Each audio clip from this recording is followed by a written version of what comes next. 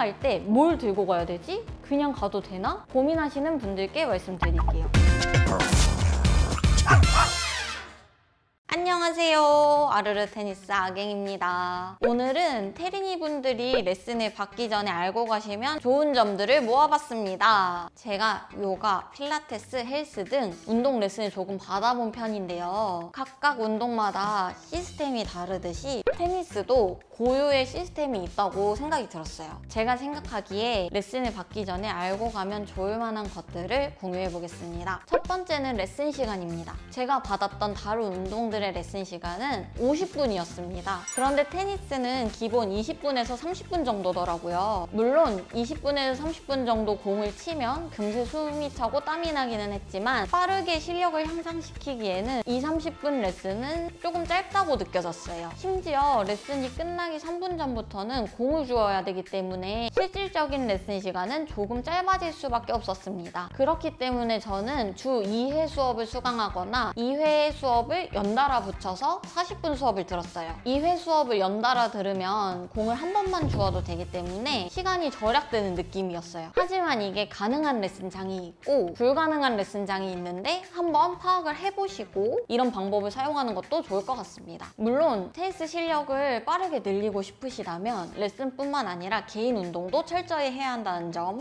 두 번째는 볼머신입니다. 레슨이 끝나면 일반적으로 볼머신을 추가적으로 연습하다가 갈 수 있는데요. 헬스장에서 운동기구를 생각하시면 됩니다. 혼자서 연습을 할 수 있게 도와주는 아주 좋은 친구이지만 누가 사용하고 있다면 좀 대기를 해야 하고 뒤에서 누군가 대기를 하고 있다면 눈치껏 비켜주는 게 좋습니다. 또 테린이 입장에서는 제대로 사용하기가 좀 어려워요. 레슨 초반에는 선생님이 정성스럽게 떨궈주는 공을 치는데 볼머신에서는 무작위로 공이 튀어나와서 낙하 지점이 어디인지 정확히 파악하기가 어렵습니다. 제 기준에는 레슨을 한 4회 정도 받았을 때 볼머신기에서 어느 정도 훈련이 가능하더라고요. 첫 회차 끝나고 볼머신기를 사용하러 갔을 때에는 거의 하나도 못 쳤었어요. 거의 라켓에 맞는 공보다 저한테 오는 공을 피하는 게 더 바빴던 것 같아요. 입문자분께서는 레슨장에 볼머신 기기가 몇 개나 있는지 파악을 하시고 사용에 여유가 있는지 파악해보시는 게 좋을 것 같습니다. 세 번째는 가격입니다. 레슨의 평균적인 가격대는 1:1 기준으로 회당 4에서 5만 원 정도로 형성되어 있는 것 같습니다. 물론 한 번에 많은 회차를 결제하시면 점점 더 저렴해지고요. 상담 문의를 해야 알 수 있는 다른 운동 학원들에 비해 테니스 학원들은 홈페이지에 잘 기재를 해주시더라고요. 홈페이지를 잘 참고하셔서 자신의 예산이나 스타일이 맞는 학원을 고르시는 걸 추천드립니다. 네 번째, 일정 조율입니다. 본업과 테니스를 병행하는 일반인 입장에서 일정 조율은 상당히 중요한 부분이라고 할 수 있는데요. 이 부분도 레슨장마다 특장점이 다르니 미리 파악하시는 게 중요합니다. 저희가 처음으로 갔던 레슨장은 처음 등록할 때 요일과 시간을 지정하는 시스템이었습니다. 예를 들어 월요일 오후 3시라고 하면은 회차가 끝날 때까지 그 시간에 레슨을 받는 시스템이었습니다. 피치 못해 레슨을 받지 못하는 날이 생기면 1회에 하나요? 코치님과 조율해서 다른 날짜에 레슨을 받는 것이 가능합니다. 그 다음으로 선택한 레슨장은 프리랜서반이라고 해서 어플을 통해 매주 내가 원하는 날짜를 예약할 수 있는 시스템이었습니다.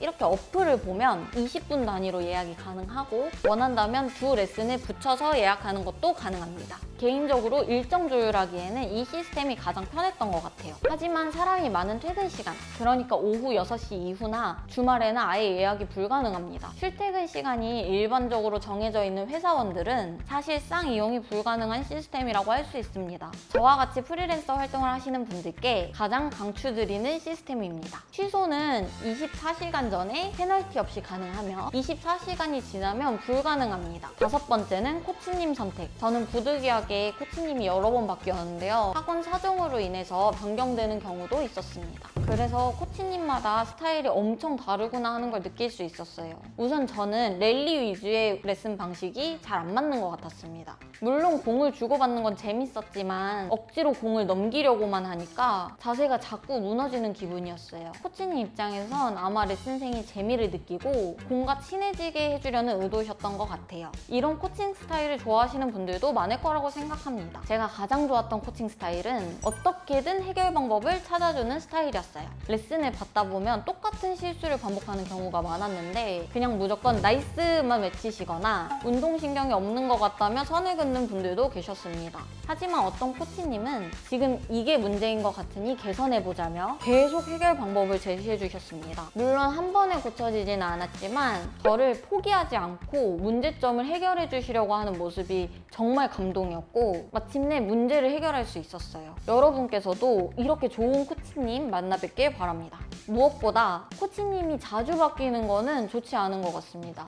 제가 여태까지 해본 요가, 필라테스, 헬스는 선생님이 바뀌어도 크게 다른 점을 못 느꼈었어요. 스쿼트 자세를 가르칠 때 회원만 다를 뿐 방식은 거의 비슷했거든요. 근데 테니스는 선생님마다 가르치는 방법이 천차만별이더라고요. 그래서 아직 테린이인 저는 코치님이 바뀔 때마다 다시 새로 처음 배우는 기분이었어요.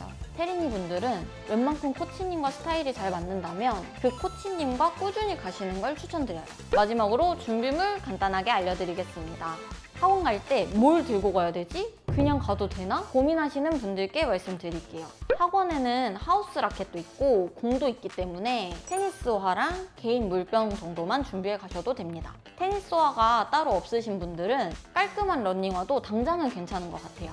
복장은 굳이 테니스 의상까지는 필요 없고 평소 운동하실 때 입으시는 의상이면 충분합니다. 웬만한 레슨장에는 다 탈의실이 있기 때문에 들고 가셔도 되고 아니면 입고 가셔도 됩니다. 지금까지 제가 말씀드린 부분만 고려한다면 레슨이나 시스템에 당황하는 일들은 줄어들 것 같아요. 테니스 레슨을 등록하려는 테린이 여러분들께 조금이나마 도움이 되는 영상이었길 바라며 다음에 한 발자국 더 발전한 영상으로 돌아올게요. 안녕!